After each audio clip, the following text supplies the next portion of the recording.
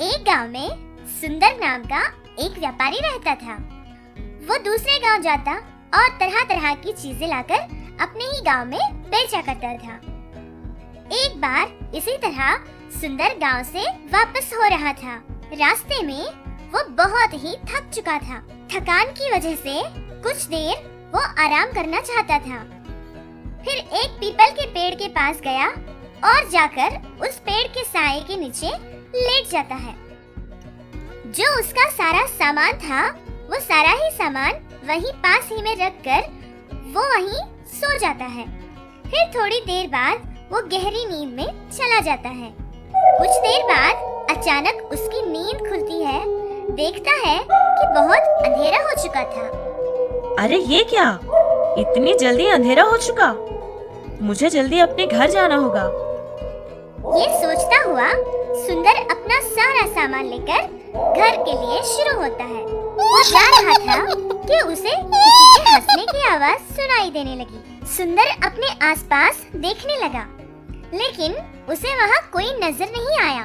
उस अंधेरे जंगल में लोमड़ियों की चीखने की और कीड़ों के चिल्लाने की आवाजें सुनकर सुंदर बहुत डर रहा था। भागता हुआ अपने घर पहुंचा।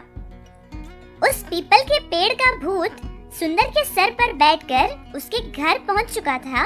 ये बात सुंदर को पता नहीं थी। हे भगवान, आखिर मैं घर पहुंच ही गया। ये सारा सामान मैं कल देख लूंगा। पहले खाना बनाकर खाऊंगा, बहुत ही भूख लगी है। वो भूत सुंदर के घर में एक ऊंची अलमारी पर चढ़कर बैठ जाता है। सुंदर बेचारा जल्दी जल्दी अपना सारा काम करके खाना बनाकर तैयार करता है। फिर कहता है, पहले नहा कर आ जाता हूँ, फिर चैन से खाकर आराम से सो जाऊंगा। सुंदर नहाने के लिए जैसे ही जाता है, वो भूत नीचे आकर वो सारा खाना खा जाता है जो सुंदर ने अपने लिए बनाकर रखा था। सुंदर को आता देख भूत फिर से उसी जगह में जाकर बैठ जाता है जहाँ वो पहले बैठा था। सुंदर आकर देखता है कि वो सारे ही बर्तन बिल्कुल खाली थे। उन बर्तनों में एक भी दाना खाने का नहीं था। अरे ये क्या, खाना और सब्जी तो मैंने बनाकर यहीं रखे थे, तो ये सारे बर्तन खाली कैसे हो गए? क्या ये खाना मैंने खाया है? पता नहीं, नींद की वजह से शायद मुझे कुछ याद नहीं आ रहा है, पर बहुत भूख लगी है।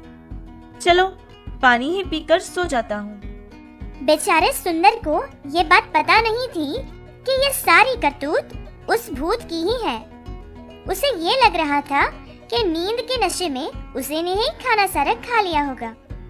फिर दूसरे दिन सुबह सुंदर ने दूध गर्म किया और घर से निकलकर अपने ही आंगन में गया था।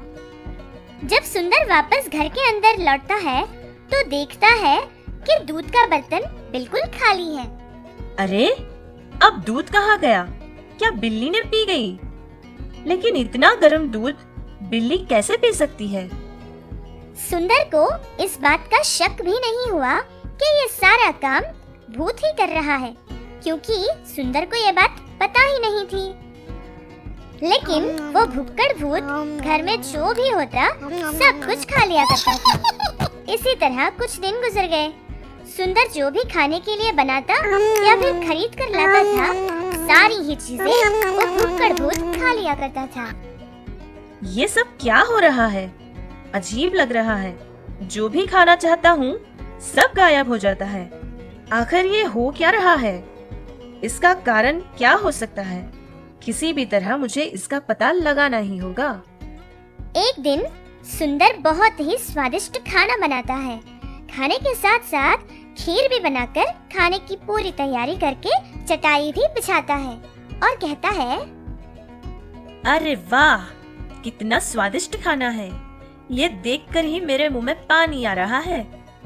पहले मैं ये खीर खा लेता हूँ, फिर और भी बहुत सारी चीजें मुझे खानी है। लेकिन इतना अच्छा और स्वादिष्ट खाना मैं अकेला कैसे खा लूं? हाँ, एक काम करता हूँ, मैं जाकर अपने दोस्त सिद्धू को बुलाकर लाता हूँ। फिर सिद्धू और मैं दोनों मिलकर ये बढ़िया वाला खाना खाएंगे। ये कहकर सुंदर घर से बाहर निकलता है और ताला लगा देता है। फिर घर की खिड़की से छुपकर देखने लगता है कि आखिर ये सारा खाना गायब कैसे हो रहा है। भूत को लगा कि सुंदर जा चुका है। फिर वो अलमारी से नीचे आया और सारा खाना ही मजे उठाकर खाने लगा। ये सब देखकर सुंदर की धड़कनें तेज हो गई।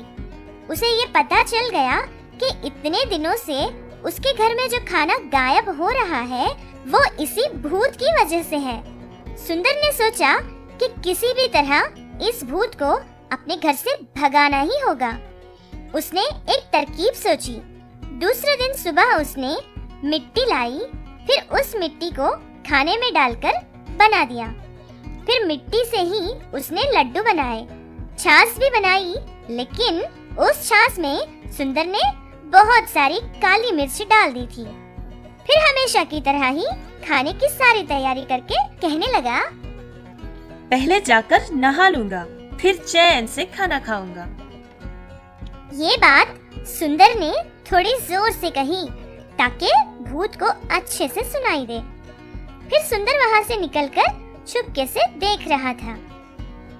उसके बाद भूत बहुत ही खुशी खुशी से नीचे उतरकर आया और चटाई पर बैठ गया। बेचारा भुक्कड़ भूत खाने के लिए जल्दी से उस मिट्टी भरे खाने को अपने मुंह में डाल लेता है, जिसकी वजह से उसके गले में दर्द होने लगा। फिर फौरन ही वो भूत छाछ को उठाकर पीने लगता है, जिसमें काली मिर्च भरी पड़ी थी। बहुत ही तीखा होने की वजह से भूत का मुंह जलने लगा और वो जल्दी से लड्डू उठाकर चबाना चाहा। फिर उसने जल्दी से लड्डू को अपने मुंह में डाला और चबाने लगा। पत्थर से बने लड्डू को चबाने की वजह से भूत के तेज दांत नीचे गिर गए। अरे बाप रे बाप, मेरे दांत, ये क्या हो रहा है? हाँ, ये जलन कैसी है? हे भगवान, मेरे पेट में बहुत दर्द हो रहा है। अरे बाप रे बाप, इस घर में मैं शायद नहीं रह पाऊंगा। इसी तरह चिल्लाता हुआ वो भूत हवा में उड़ गया और फिर से उसी पीपल के पेड़ पर जाकर बैठ गया। भूत से छुटकारा पाकर सुंदर ने भी चैन की सांस ली।